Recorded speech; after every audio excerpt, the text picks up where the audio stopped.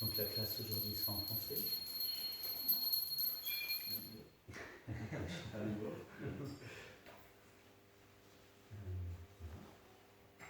Nous reprenons donc la lecture du Srimad Bhagavatam, le 9e chant, chapitre 8.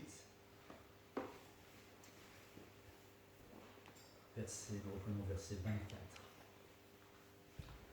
Om Namo Bhagavate Vasudevaya. Om Namo Bhagavate Vasudevaya.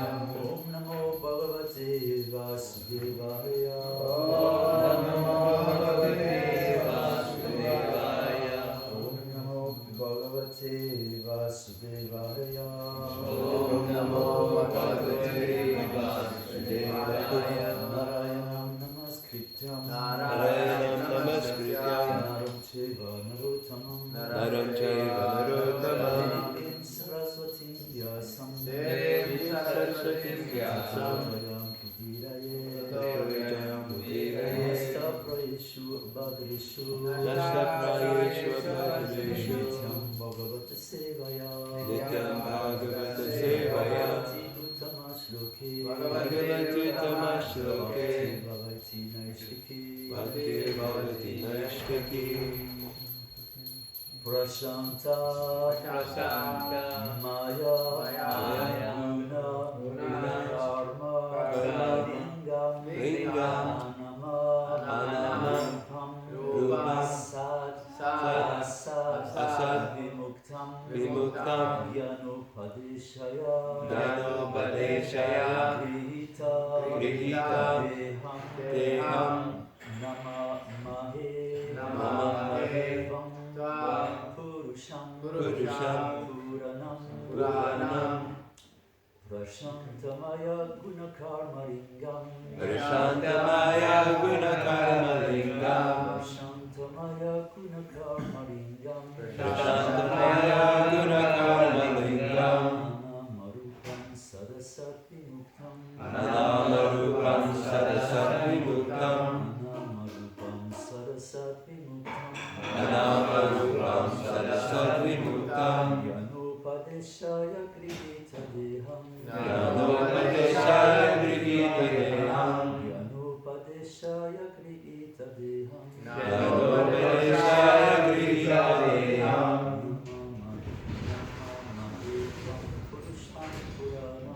Namahe Tvam Purusham Puranam Namahe Tvam Purusham Puranam Namahe Tvam Purusham Puranam Shantamaya Gunakarma Lingam Prashantamaya Gunakarma Lingam Anamarupam Sadasat Vimuktam Anamarupam Sadasat Vimuktam Yanopadeshaya Krihita Deham Yanopadeshaya Grihita Deham Namahe Tvam Purusham Puranam Namahe Tvam Purusham Puranam Vashantamaya Gunakarma Lingam Prashantamaya Gunakarma Lingam Anamarupam Sadasat Vimuktam Anamarupam Sadasat Vimuktam Yanopadeshaya Krihita Deham Yanopadeshaya Grihita Deham Namahe Tvam Purusham Puranam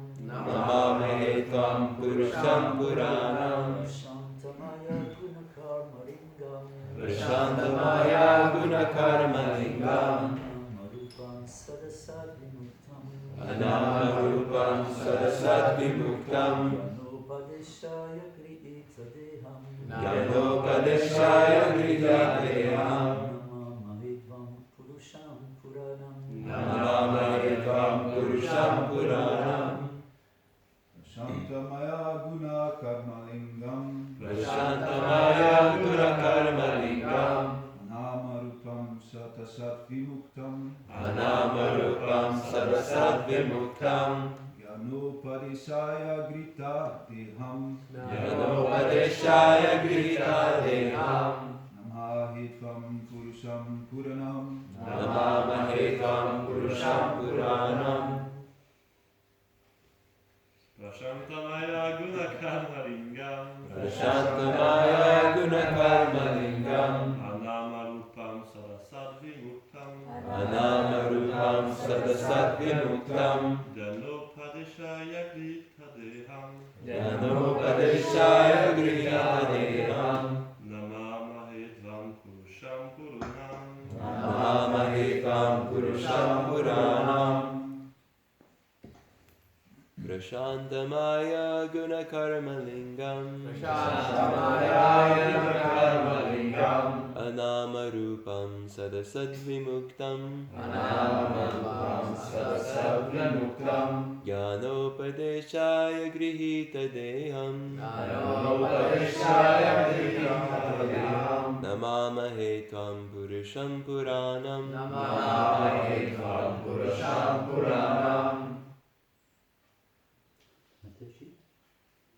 Prashantamaya Gunakarmalingam. Prashantamaya Gunakarmalingam. Anamarupam Sadasat Vimuktam. Anamarupam Sadasat Vimuktam. Yanopadeshaya Grihita Deham. Yanopadeshaya Grihita Deham. Namamahe Tvam Purusham Puranam. Namamahe Tvam Purusham Puranam. Prashanta. Prashanta. Ô toi qui es parfaitement serein. Toi qui es parfaitement serein.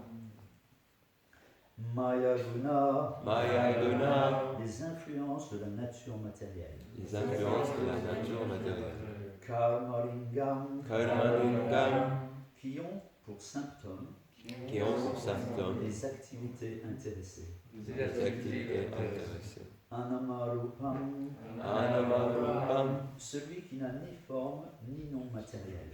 Celui qui a Sad Asad Vimuktam. Sadasat Vimuktam. Transcendantal par rapport au guna manifesté Transcendantal par rapport au Guna et non manifesté. et non Gana Upadeshaya. Gana Upadeshaya. Pour diffuser la connaissance transcendantale, Pour diffuser la connaissance transcendantale. comme dans la Bhagavad Gita. Comme dans la Bhagavad Gita. Grita Deham Grihita Deham a affecté une forme semblable à un corps matériel. a affecté une forme semblable à un corps matériel. Namamahe. Namamahe. Je présente mes respectueux hommages. Je présente mes respectueux hommages Dvam. Dvam. À toi.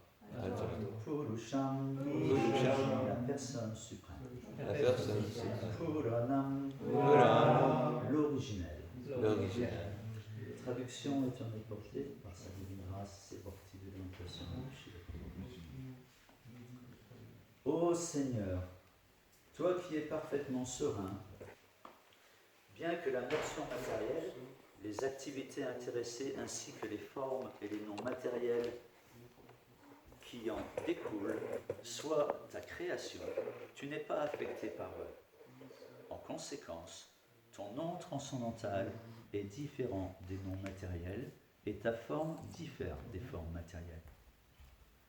Tu apparais sous une forme qui ressemble à un corps matériel à seule fin de nous donner des instructions comme celles que contient le Bhagavad Gita. Mais en fait, tu es la personne suprême et originelle. Je te présente donc mes respectueux hommages. Teneur est porté. Srila Yamunacharya a cité ce verset dans son Shtotra Ratna, verset 43. Bhavantam evanucharam irantara prashantani shesha manoratantara kada am ekantika nitya kinkara praarshashi shyami sanata jivitam. Traduction de ce verset. Celui qui te sert sans cesse est délivré de tout désir matériel et connaît l'absolue sérénité. Quand deviendrai-je à jamais ton serviteur constant, toujours empli de joie d'avoir un maître aussi parfait? Manorate nasati davato bahi. Celui qui agit sur le plan du mental doit s'abaisser aux activités matérielles. La soudure matérielle, toutefois, est totalement absente chez Dieu, la personne suprême, et chez son pur bhakta. C'est pourquoi le Seigneur est qualifié de prashanta, parfaitement paisible, exempt de tous les tracas suscités par l'existence matérielle. Le Seigneur suprême n'a pas de nom ou de forme matérielle. Seuls les gens inintelligents croient que le nom et la forme du Seigneur sont matériels. Avajanantimam muda manusim tanuma shritam. Il est la personne originelle. Voilà son identité. Néanmoins, ceux qui n'ont que peu de connaissances pensent que le Seigneur est sans forme. Il n'a pas de forme dans le sens matériel, mais il a une forme transcendantale. Satchit Ananda Vigraha. Nous sommes en fin de chapitre et les versets qui restent n'ont pas de teneur et portée, donc je vais lire les versets pour finir le chapitre. Donc le verset suivant, qui est le verset 25. Dvamayara chite loke vastu bubya griya deshu brahmanti kamara veshya moha vibranta chetasa. Traduction. Ô Seigneur, ceux dont le cœur est égaré sous l'influence de la concupiscence, de l'avidité, de l'envie et de l'illusion n'éprouvent d'intérêt que pour un foyer factice créé dans le monde par ta maya. Attachés à leur maison, à leurs femmes, à leurs enfants, ils errent perpétuellement dans l'univers matériel. Verset suivant.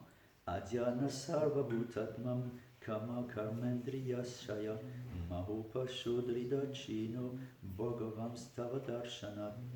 Ô âme suprême de tous les êtres vivants, ô personne divine, simplement en te voyant, j'ai été délivré de toute concupiscence, cause originelle de l'illusion insurmontable et de l'asservissement dans l'univers matériel. Verset suivant.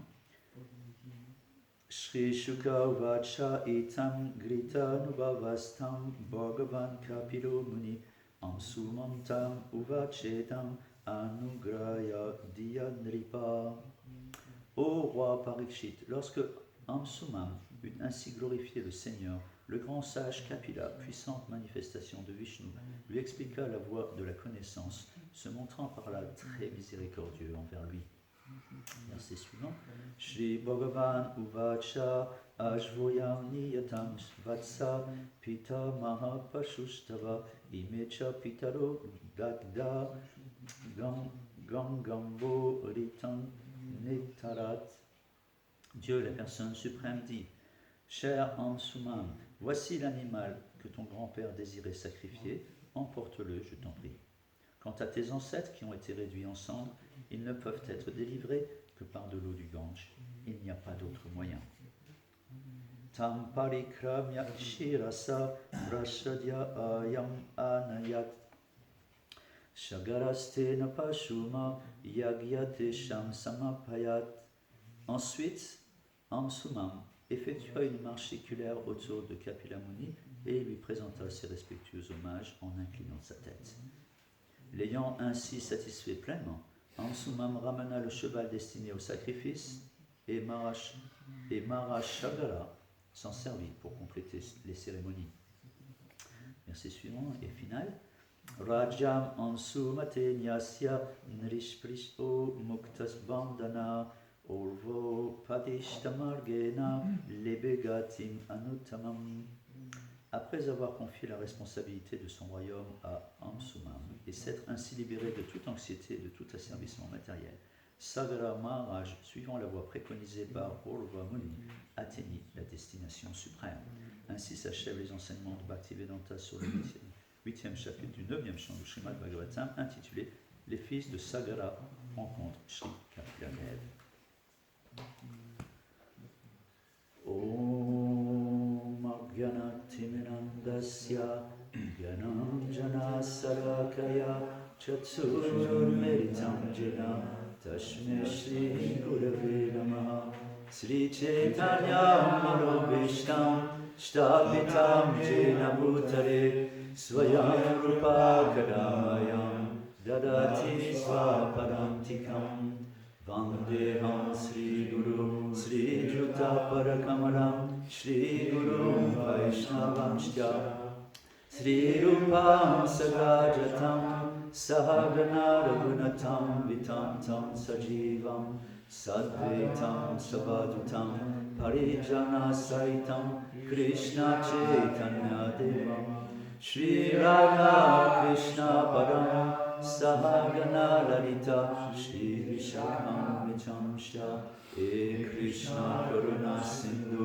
Dinabandhu Jagatpate Gopesha Gopika Kanta Radha Kanta Namostute Tapta Kanchana Gaurangi Radhe Vrindavaneshwari Vrishabhanusute Devi Pranamami Hari Priye Vanchakarpatarubhyascha Kripa Sindhubhya Evacha Patitanam Pavanebhyo Vaishnavebhyo Namo Namaha Jaya Sri Krishna Chaitanya Prabhu Nityananda Shri Advaita Gadadhar Shri Vasadi Gaura Bhakta Vrinda Hare Krishna Krishna Krishna Hare Hare Hare Rama Rama Rama Hare Hare. Merci beaucoup à toutes et à tous d'être présents pour cette session du Srimad Bhagavatam. Parmi d'entre nous, c'est probablement les premiers contacts avec le Srimad Bhagavatam, n'est-ce pas? Quelques-uns pour qui c'est les premiers. Mais c'est pas grave, c'est pas un problème. C'est une écriture transcendantale qui est spirituelle. Et justement, aujourd'hui, le verset que l'on a vu, le premier verset qui avait une teneur et portée, et on va s'en tenir à celui-ci, exprime combien Dieu, la personne suprême, est spirituelle. Et cette notion spirituelle, ce n'est pas une notion facile à appréhender. Avec notre intelligence matérielle, avec nos sens matériels, avec notre héritage matériel, avec notre conditionnement matériel, notre incarcération matérielle, c'est très compliqué. Parce que c'est une notion qui n'est pas de ce monde. Il va falloir transhumer, transiter, voire se métamorphoser quelque part. Un peu comme le papillon, la chenille qui devient papillon. C'est ça la vie spirituelle. On est d'abord chenille et il va falloir devenir papillon. Et quand on le voit, on assiste à la chose, ouais, c'est intéressant, ça, c'est surprenant. Mais quand on vit la chose, c'est pas si évident que cela. C'est une mutation importante et qui va se faire, comme on le voit pour le cas de la chenille qui devient papillon, graduellement. C'est graduel. C'est un processus graduel. Donc, pour revenir à cette notion, il y a deux notions en fait dans ce verset qui sont importantes et que l'on va essayer de couvrir, essayer de voir, essayer d'extraire quelques notions qui vont nous être utiles pour notre vie quotidienne. Jour après jour, on doit exister. Et tout le problème est là, c'est exister. Certes, pour beaucoup, la question ne se pose pas, on ne se pose même pas la question. Juste on mange, dort, s'accouple, se défend et on pense, voilà, j'existe.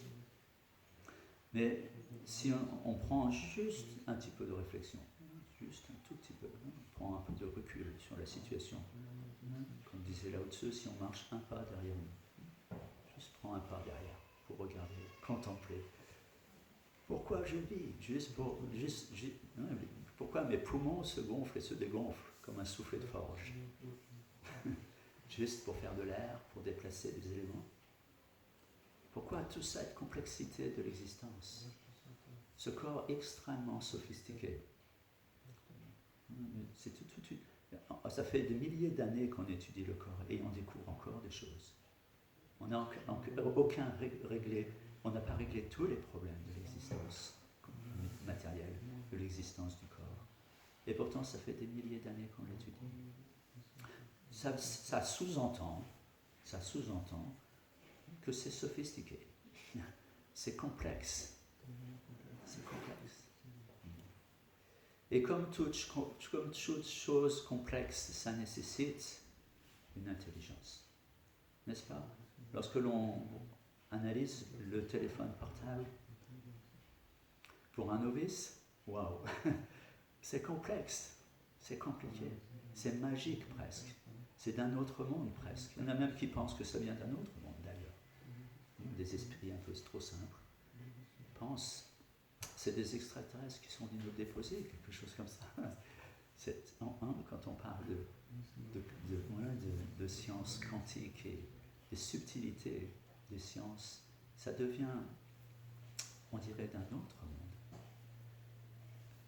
Mais en fait, l'être humain a fait ces choses. Et il a utilisé quoi pour faire ces choses?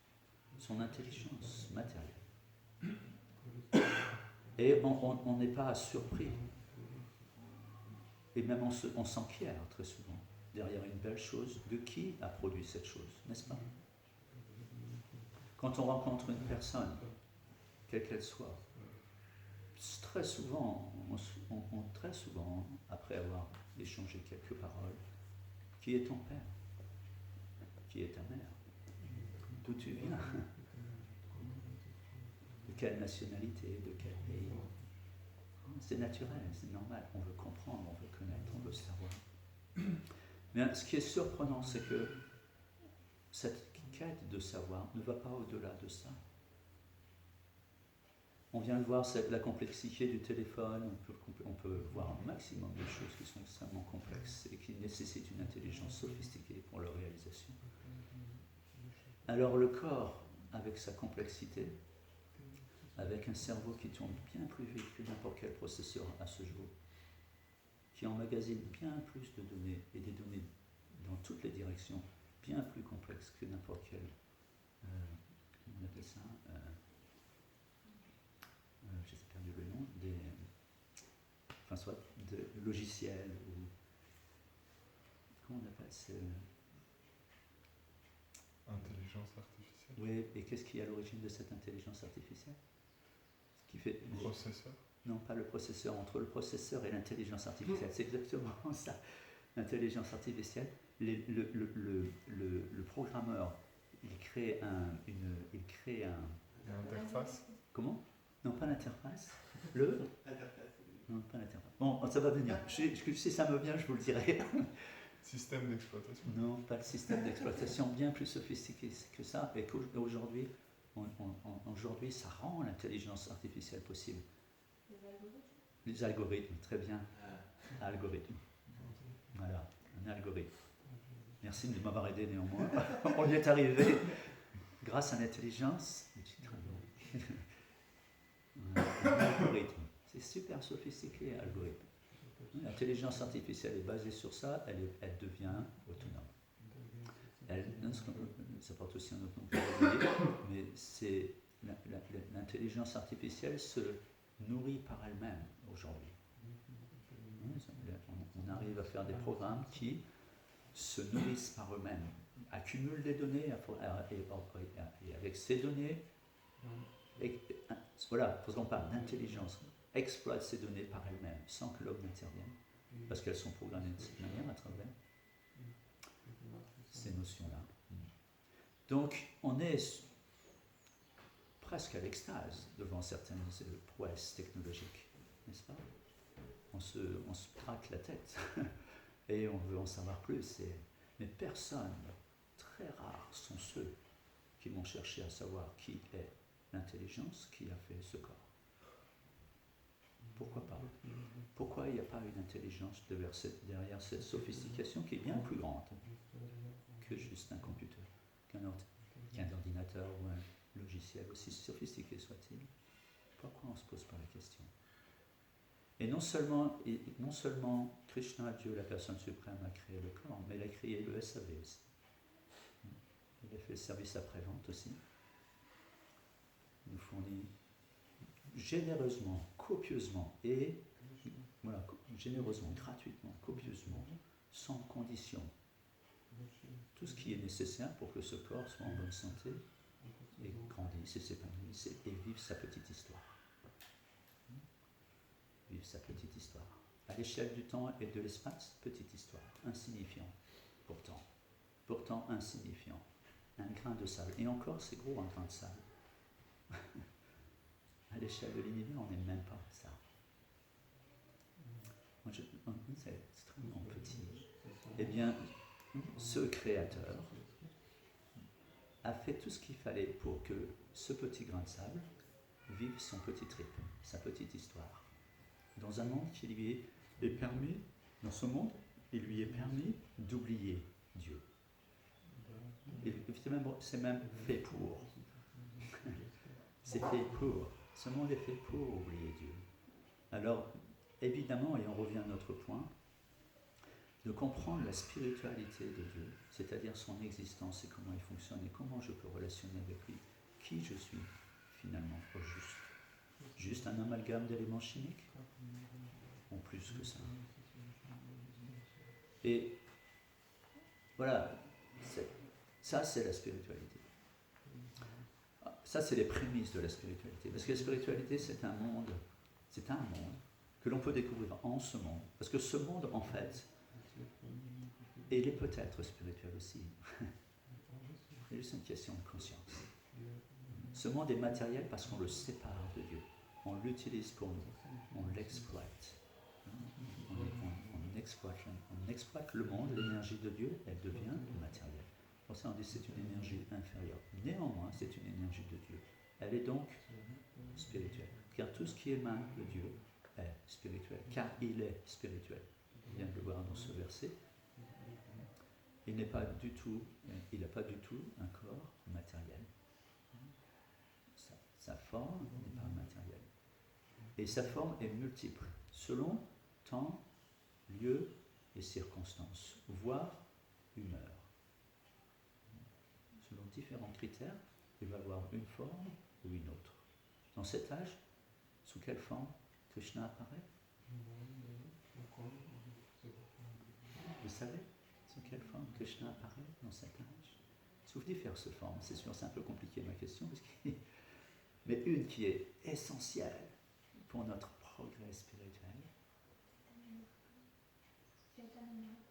Chaitanya Mahaprabhu lui est donné le chant des saints noms. Kali, Kali, Namarupe, Krishna, Avatar.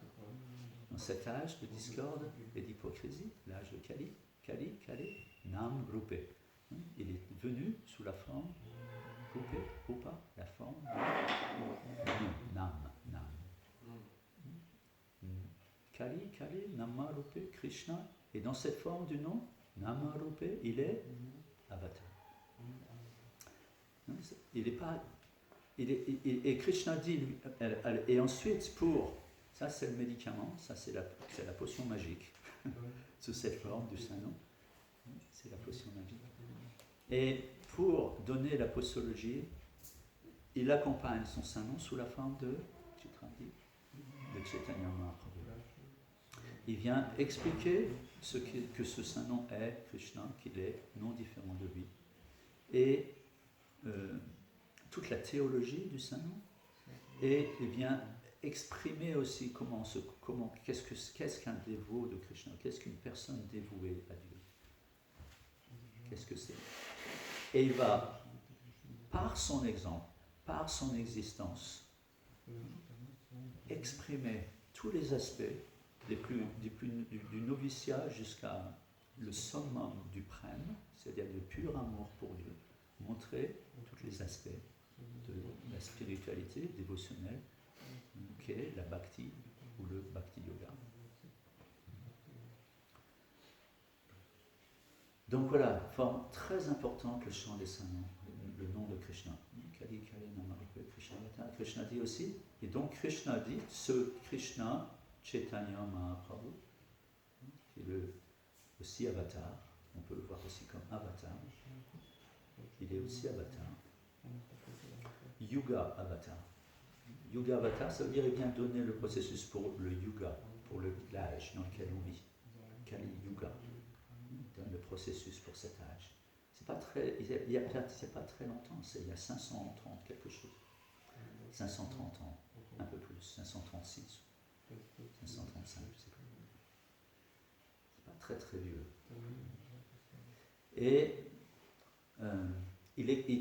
cet avatar, sous la forme de Sri Krishna Chaitanya Mahaprabhu, il va donner peu de choses en termes de littérature, 8 versets qu'on appelle le Shikshastakam. Et ce Shikshastakam, 8 versets, c'est pas grand chose non plus. Toute la philosophie est dedans. Tout ce qu'il faut savoir, c'est dans le Shikshastakam. C'est un peu comme des sutras, c'est comme le Vedanta Sutra, c'est lyophilisé. Alors c'est difficile, parfois quand on est novice, c'est difficile d'accès, comme ça. Et si vous mettez un peu d'eau, ça se développe. Donc dès qu'on l'arrose, qu'est-ce qui arrose? C'est quoi l'eau pour la plante de la bhakti? C'est le sang. Qui est dans le... Chanting. Voilà. Pour la plante de la bhakti, qui est dans notre cœur, que nous tous avons, tous, et qui est peut-être pas développée, ou à l'état de graine encore, l'eau qui va effectivement faire pousser cette plante, c'est le chant des saints. C'est le but, mais c'est le moyen aussi. Ou je veux dire plutôt l'inverse, c'est le moyen et le but. Parce qu'il n'y a pas de limite. Krishna, il est sans limite. Il est ananta. Il est sans limite. Il se renouvelle constamment. Éternité. On vient de voir Satchit Ananda Vigraha, sa forme. Vigraha, ça veut dire la forme. Elle est Satchit Ananda. C'est-à-dire qu'elle est éternelle. Ça, c'est une notion pareille dans le monde matériel. L'éternel, ça ne veut rien dire. On ne comprend pas ce qu'est l'éternité. Plein de connaissances. Mais pas une connaissance, pareil, une connaissance spirituelle. Et il est Satchit Ananda. Félicité. Il est félicité. Et il est Vigraha, c'est-à-dire il est fait de ça. Et il est fait de Satchit Ananda Vigraha. Sa forme est faite de éternité, connaissance et félicité. Donc quand j'entonne les chants de Saint-Nom de Krishna, alors j'entre en contact avec Satchit Ananda Vigraha. Si vous rentrez en contact avec le feu, qu'est-ce qui se passe? Ça brûle. Même si vous rentrez en contact avec le feu que visuellement, vous voyez les attributs du feu. C'est lumineux. De la même manière aussi par ce processus qui est simple. Le processus est simple. Le problème c'est que nous sommes compliqués, mais le processus est simple. Chantez les noms de Krishna, ou d'autres noms, les noms de Dieu. Les noms de Dieu. Ils sont des milliers. Ils sont des milliers. Dieu a des milliers de noms. Krishna est un nom intéressant parce que c'est un nom qui le qualifie et le résume de façon très poétique, propre et agréable. Krishna veut dire infiniment fascinant. En plus, c'est très attirant, nous qui sommes tellement, qui avons cette curiosité, cette nécessité de curiosité. Trouver quelque chose de infiniment fascinant. Mon problème est réglé. Et tout ça pour nous inviter à creuser la question, c'est-à-dire à rentrer dans le monde de Dieu, dans son monde, avec ses valeurs, avec ses notions, avec ses humeurs, qui sont diamétralement opposées au monde matériel. C'est pour ça qu'on ne peut pas comprendre Dieu juste avec notre intelligence matérielle, juste par le raisonnement. On peut s'en approcher dans un certain sens, et c'est pour ça qu'il y a de la philosophie. La philosophie, elle est là pour ça. Elle est là pour nous expliquer Dieu. Mais la philosophie ne suffit pas. Elle ne va pas suffire pour toucher Dieu. pour être en contact avec lui, pour le voir, l'entendre et communiquer dans les deux sens, darshan, pour avoir le darshan. Darshan, c'est échange. C'est pas juste on vient prendre darshan, on vient rencontrer une personne. Et lorsque vous allez voir une personne, si vous allez la voir, c'est que vous avez un certain intérêt pour elle. Sinon, vous n'allez pas la voir. Non, ça tombe sous le sens. Donc, lorsque l'on vient voir Krishna ou Govinda Madhava, alors darshan, ça veut dire échange. Un échange. Si on est, quand on n'est pas encore très purifié, on doit dire, dans la vie spirituelle, alors on va échanger avec le Seigneur sous la forme de mantra, en l'occurrence ce Maha Mantra, qui est, on vient voir, qui est une prière.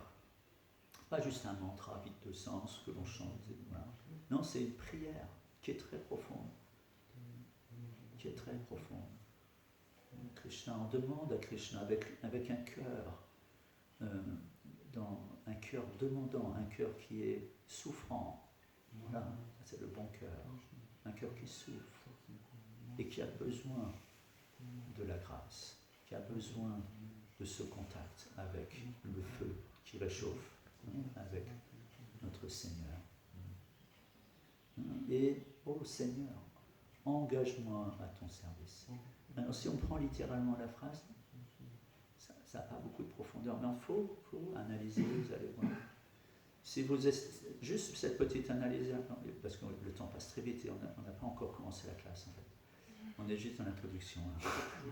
On essaie de... Voilà. Seigneur, engage-moi à ton service. Ça veut dire quelque part, on prie déjà. J'existe, Seigneur, je suis là. Ne m'oublie pas. Il y a déjà cette première compréhension qui peut être là, qui doit être là. Seigneur, c'est sous-entendu. C'est un peu comme un billet de banque. Les billets de banque, il y a plusieurs images, les billets de banque. Il y a le chiffre, tout ça, il y a les premières images. Puis après, si vous cherchez un peu plus en détail, il y a d'autres images qui apparaissent en filigrane. En fait, il faut vraiment chercher pour la trouver. Mais enfin, tiens, je n'avais pas vu cet aspect. C'est pareil. Dans cette découverte de Dieu à travers le chant des saints noms, il y a dans cette prière qui est le chant des saints noms, c'est Krishna. Il n'y a pas, c'est pas le nom de Krishna, c'est pas juste le nom d'une personne, Krishna. Dans le monde matériel, c'est comme ça. Il y a une personne et on lui donne un nom. Mais Krishna, il n'a pas un nom.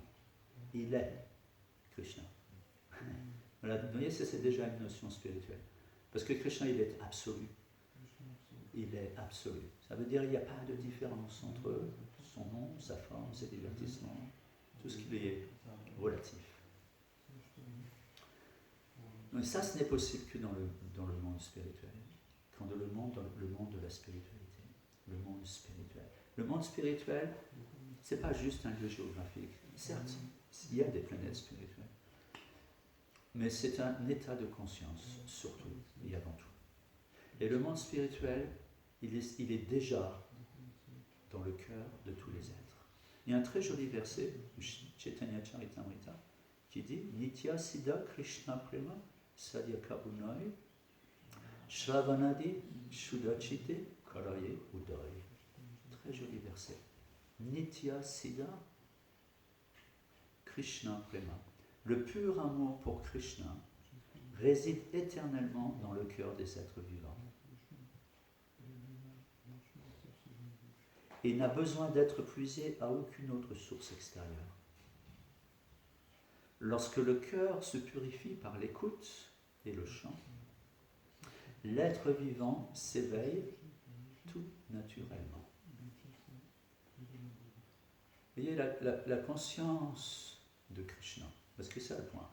Le point, c'est ça, c'est de prendre conscience de Krishna, prendre conscience de Dieu. Parce que pour le moment, on est juste conscient de moi. On est conscient du moi.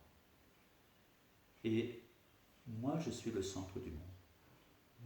Et ce qui est important, c'est moi. Et les autres, voilà. S'il leur arrive, ça ne me touche pas, moi. Alors, il y a l'altruisme, il y a un tas de choses qui font que, oui, et puis on a un peu d'empathie, parce que, ça fait mal, quand on fait mal, ça fait mal, donc l'autre, ça fait mal aussi sur moi. On a de l'empathie, et c'est louable, et c'est normal, et il faut.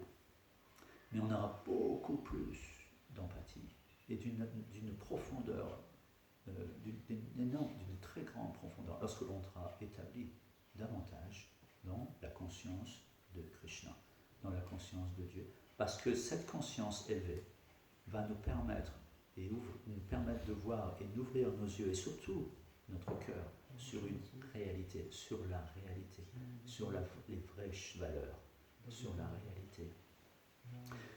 Et je voulais commencer en fait la classe avec une phrase intéressante qui dit, écoutez bien. En fait, il faut toujours écouter quand un dévot de Krishna parle. Même parfois, ça peut être banal ce qu'il dit, mais en fait, c'est pas banal. Donc, écoutez bien. Tu comprends le français? Oui. Un petit peu?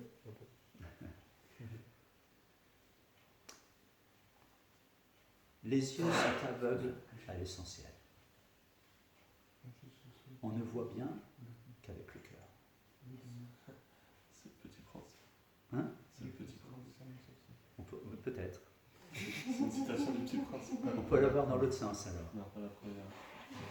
Je pense qu'on va voir la phrase. On va le mettre dans l'autre sens. On ne voit bien qu'avec le cœur. Les yeux sont aveugles à l'essentiel. Tu comprends? Non, j'ai pas entendu. On ne voit bien qu'avec le cœur. Les yeux sont aveugles à l'essentiel. Alors le Petit Prince était très avancé. Je ne le connais pas très bien, ce Petit Prince. Mais... C'est intéressant. Comment? C'est intéressant. Même d'un point de vue. Il y en a qui avancent spirituellement. Donc l'essentiel, on ne voit bien qu'avec le cœur, les yeux sont aveugles à l'essentiel. Essence. Qu'est-ce qui est l'essence? Qu'est-ce qui est l'essentiel? Qu'est-ce qui est essence? Ce qui est essence, c'est ce qui est à l'origine de moi. L'essence d'une chose. L'origine d'une chose. L'essence, l'essentiel. C'est un autre nom de Krishna. Krishna, il est essentiel. Et on dit d'ailleurs qu'il est Saragrahi.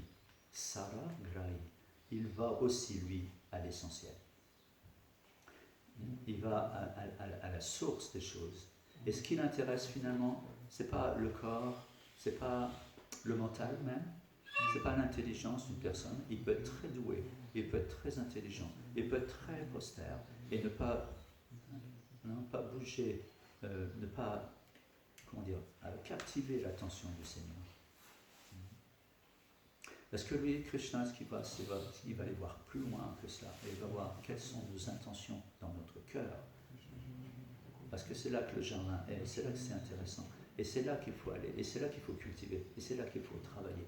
Et pour arriver à ça, il faut que mental, et les sens même, sens, mental, intelligence matérielle, tout ça, ça doit être sous contrôle. Tout ça, ça doit être sous contrôle. Purifié, pour passer tous ces filtres.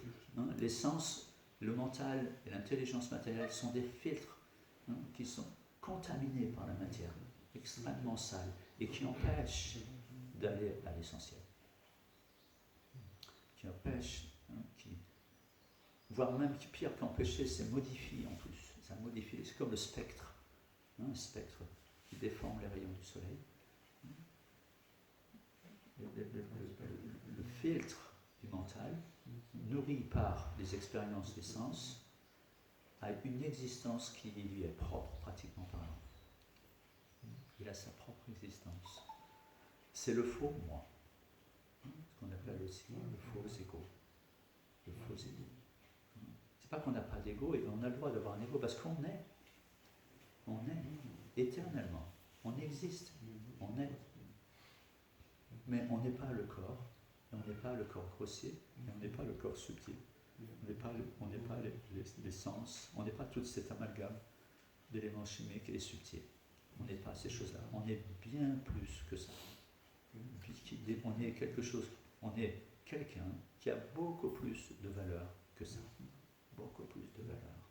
Et par ce processus de purification, on va découvrir Krishna, moi, et qui je suis par rapport à lui, quelle est ma relation avec lui, et aussi, et ce qui est particulièrement passionnant,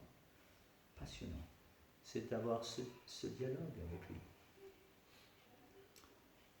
Dialogue avec Dieu, la personne suprême. Dialogue, entrer en dialogue. Ce qu'on appelle samadhi. Ça, le samadhi. Samadhi, c'est d'être en communion avec le Seigneur. 24 heures sur 24. Et là, notre existence est complètement changée. Même si, extérieurement, le corps n'a pas changé.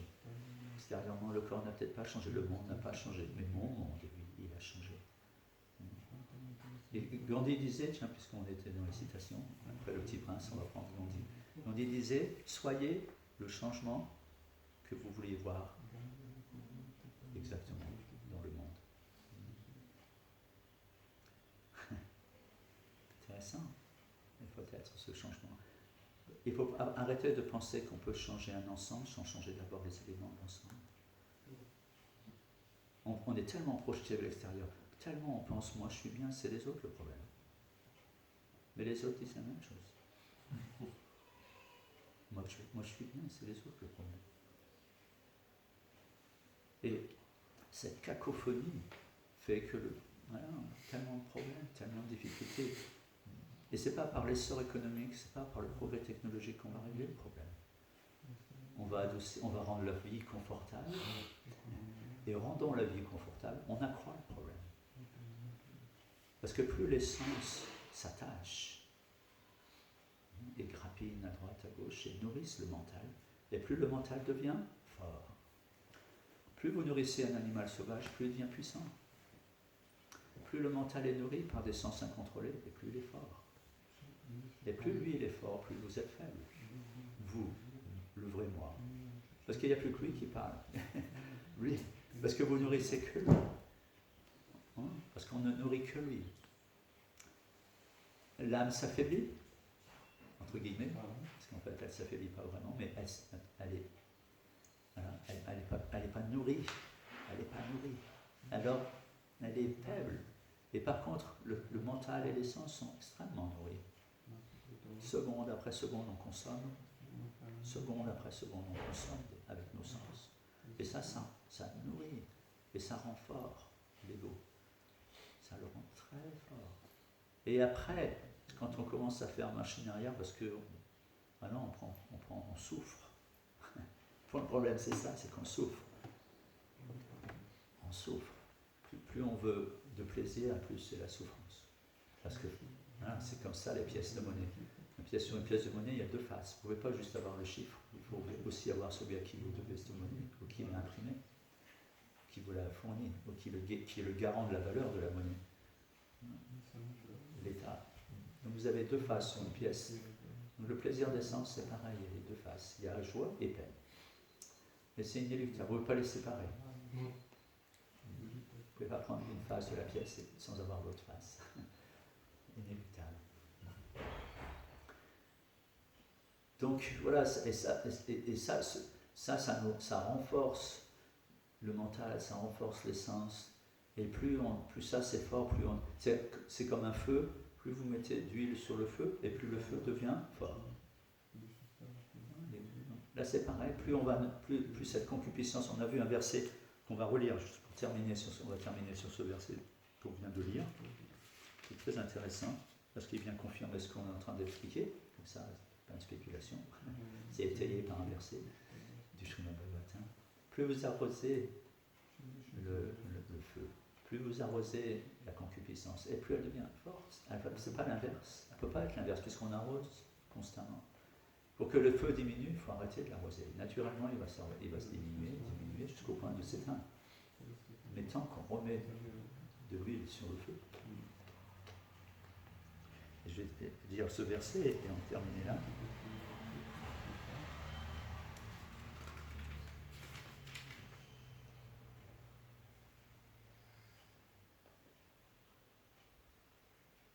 Voilà. Ô Seigneur, c'est donc le verset qu'on a lu tout à l'heure. Ô Seigneur, ceux dont le cœur est égaré sous l'influence de la concupiscence, de l'avidité, de l'envie et de l'illusion, n'éprouvent d'intérêt que pour un foyer factice créé dans ce monde par ta Maya. Maya, c'est l'illusion. Maya, c'est l'illusion. Et on peut ici comparer foyer. Certes, ça prend différentes formes. On peut penser au foyer, le foyer conjugal, le foyer où la famille habite. Mais aussi, ça peut être aussi nos conceptions, notre sécurité, en fait, en d'autres termes, pour aller à la racine. La racine. C'est quoi le foyer, finalement? C'est un endroit où on est en sécurité. C'est un endroit qu'on a acheté, qu'on contrôle, que l'on va rendre confortable, et techniquement au point pour être en sécurité, pour ne pas être attaqué par les éléments de la nature, et aussi pour pouvoir fermer la porte, c'est d'être pas agressé, et on ferme les volets, pouvoir dormir paisiblement. Sécurité, très important, sécurité, parce que c'est tout le nœud du problème. Sécurité, c'est qu'on cherche la sécurité là où elle n'est pas. C'est pour ça qu'il parle de foyer factice. Parce que c'est pendant combien de temps ça va être sécure? Pendant combien de temps on peut garantir? Or, nous sommes éternels, nous l'oublions. Le foyer n'est que factice. Puis on va s'arrêter parce que le temps passe très vite, il est moins 10. Est-ce que vous avez des commentaires peut-être ou des questions?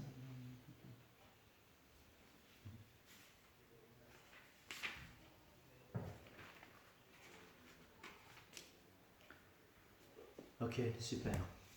Srila Prabhupada Ki Jai, Srimad Bhagavatam Ki Jai. Merci beaucoup.